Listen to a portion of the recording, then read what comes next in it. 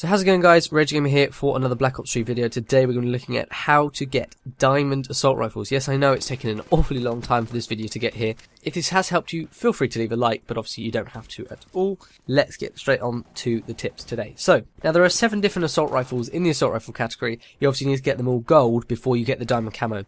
When you get the diamond camo for all the different weapon categories, then obviously you get dark matter. So this is just one big step towards getting dark matter.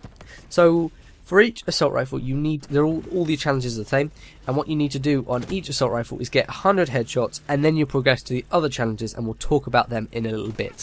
For headshots, you need 100 of them, as I've mentioned, and here's what I suggest you do. If you're struggling with getting headshots, or even if you just want a quick warm-up, what I suggest you do is you go into private match, and you train in Nuketown for a little bit.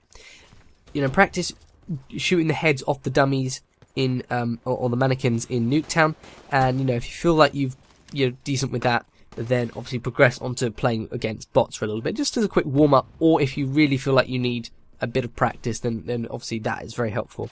Now, once you've done that, then I suggest you go into free for all, and it's important that you do core free for all, not hardcore, because you've obviously got lots of enemies because it's free for all. At the same time, because it's not hardcore, you're not likely to shoot their chest or legs or whatever and kill them.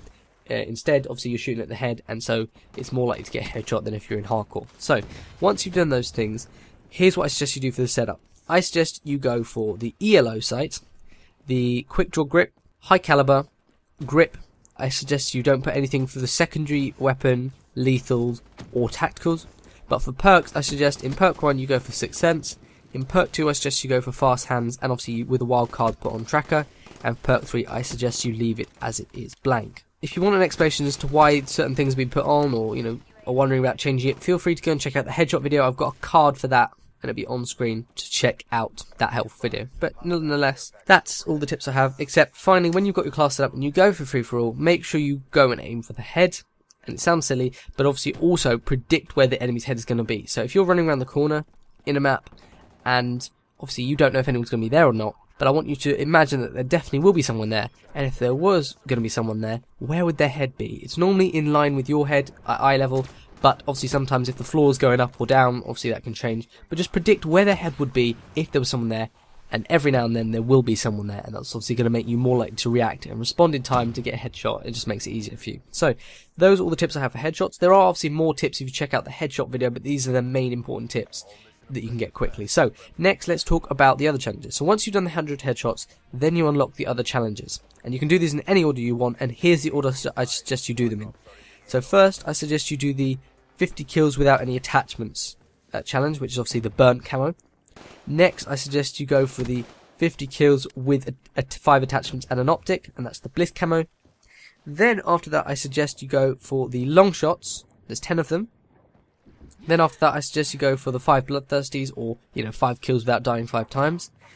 And finally, I suggest you go for the rapid kills. Now, you may be wondering why specifically that order. Well, if you do the no attachments and then the 5 attachments with no optics, you're likely to get some of the other challenges such as bloodthirsties or long shots or rapid kills already. So you'll probably get lots of them. Whereas if you went for those challenges first, you'd still have to do all the no attachment challenges. So it's easier if you do it this way. Then obviously long shots, and once you've got to long shots, you probably should already have a few bloodthirsties, and then obviously you just need to finish off to get the rest of them. Once you've done the bloodthirsties, I would imagine you probably have all the rapid kills done anyway, so you don't even really need to worry about that. But if you do have them, obviously just go into free-for-all, hardcore free-for-all, if possible.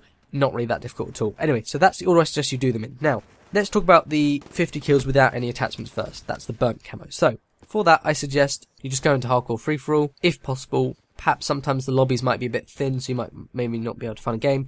If so, just go into hardcore, perhaps TDM, or whatever you can find. Hardcore, because obviously you're at a disadvantage because you don't have attachments, and obviously load all the extra points you have towards other perks, things like 6th sense, tracker, that kind of thing, yeah? In general, and this is for all setups here today in this video, avoid lethal equipment or lethal score streaks, because what will happen is if you get killed with them, that will take away from the number of kills you can get with your weapon, and it makes it more difficult for you to get the camo, so just completely ignore them. Next, obviously, let's talk about the 5 attachments and the optic challenge. That's obviously 50 kills with those. So, for the setup, I recommend putting on quick draw and then grip, stock, fast mags, rapid fire and ELO. That's what I suggest you do. So I recommend either perhaps going into free-for-all or hardcore playlist, something like that, just to get kills as quickly as possible. For both the no attachments and the 5 attachments and an OPTIC challenge I suggest set up both the separate classes already, so you have those 2 classes ready, and as soon as you finish one, you can immediately switch in-game to the other one, rather than having to wait till the match finishes and then change your class to the other one. So set up both of those classes ready straight away to go. So once you've all done all that, you should be on to long shots next, and for the long shots, here's what I suggest you do. So, starters, I suggest going to Hardcore TDM playlist. That's the main playlist you're going to be able to find people in, especially now. And Hardcore is important because obviously it reduces the amount of damage the enemies have to take before they die. So at longer distances, it's easier to kill them. Now, what maps should you vote for? Well, here's what I suggest. I suggest voting for the long-range engagement maps, and those are things like Infection, Stronghold, Evac, Breach, and Fringe. Those are the best ones.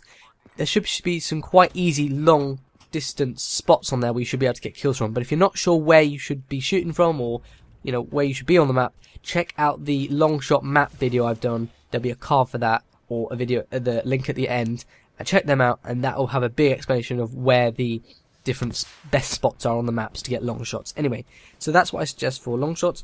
But another tip I have when you're going and doing the long shots is make sure you tap the trigger and don't hold it. If you hold the trigger, obviously your gun's going to kick up more, you're going to get more recoil, whereas if you tap it, it's going to reduce the amount of recoil you take, and obviously it's easier for you to stay on target and get the long shot. Like I've already said, try and push yourself back as far as possible in the map. Make as much distance as you can between you and the enemy, any way possible, as long as you don't die, obviously. Now, for the very quick setup for long shots, obviously I've got a detailed explanation on the long shot video if you want to check it out, but here's what I suggest.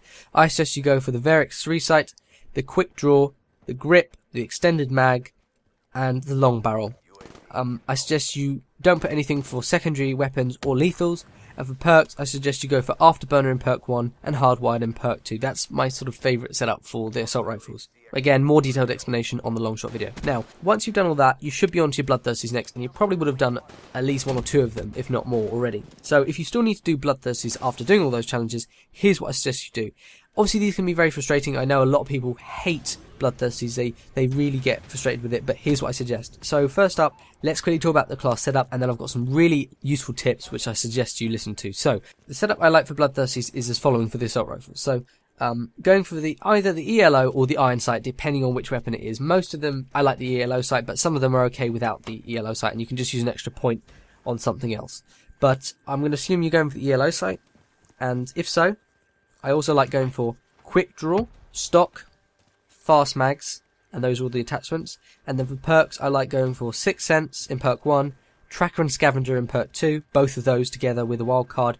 And if you've got an extra point, perhaps go for something like Engineer or Awareness. But if you happen to have 2 extra points, for example, not going for an OPTIC, go for something like Blind Eye, where obviously you're not targeted by enemy aircraft weapon systems. Depends to you, you're obviously quite flexible. Perhaps go for tacticals if you want, but again, don't go for lethals because it'll take away from the number of kills you can get with your weapon. That's the setup for Bloodthirsties, and very quickly, here is my overview of tips. There's lots more in the Bloodthirsty videos, I've done several of them. So again, a card if you want to look at them, but here's my tips for Bloodthirsties I suggest. So first of all, for specialists, obviously don't go for the lethal weapons, go for the specialist abilities. I suggest you go for something like kinetic armor. You can go for other stuff like Heat Wave or Psychosis, but Kinetic Armor is good because you obviously take a lot more damage to die. It's easier for you to live and get kills when you're on a streak, so obviously easier to get the Bloodthirsty. Now, a lot of people get really stressed out when trying to do the Bloodthirsties. They're really thinking about it, they're really tense, they're thinking, gosh, I've got to go for it. Don't do that at all. Do not do that. Instead, don't think about the Bloodthirsty. Just think that you're in a game, be casual, don't even think about getting the Bloodthirsty, just try and do as well as you can. If you're honestly more relaxed about it and you're not thinking about getting the Bloodthirsty, you're more likely to get the Bloodthirsty, surprisingly. The other thing I like, and I've only talked about this recently, but again, further explanation in my video, is the 2-3 method, which is I like to call it. So basically, I suggest going into the sort of more middle region of the map, being a bit more aggressive, getting perhaps 2 kills, then after that retreating back to your area of the spawn, and obviously be aware this can flip, holding down that area. Not necessarily camping, unless you're really struggling, but holding down the area, staying more by your spawn, and trying to pick people off from your spawn area. So go out into the middle of the map, get 2 kills, be aggressive, come back, be a bit more defensive, hold down your area, and try and get the last 3 kills that way. Because you're going to be more protected at your spawn, and that is more likely way for you to survive and get your bloodthirsty. Now, after all this, if you still need rapid kills, these are probably one of the easiest challenges. Just go into something like hardcore TDM or free-for-all and just try and get kills as quickly as possible. Run around, kill people. It's going to be quite easy. It's a similar setup to the bloodthirsties, really, but shouldn't be too hard. You probably would have got all of the rapid kills already, though. So those are my tips, and I hope you found this video useful. If so, feel free to leave a like, and yeah, check out the videos at the end of all the different in-depth guides for each of the different challenges. And yeah, thanks for watching. I'll see you guys on the next video.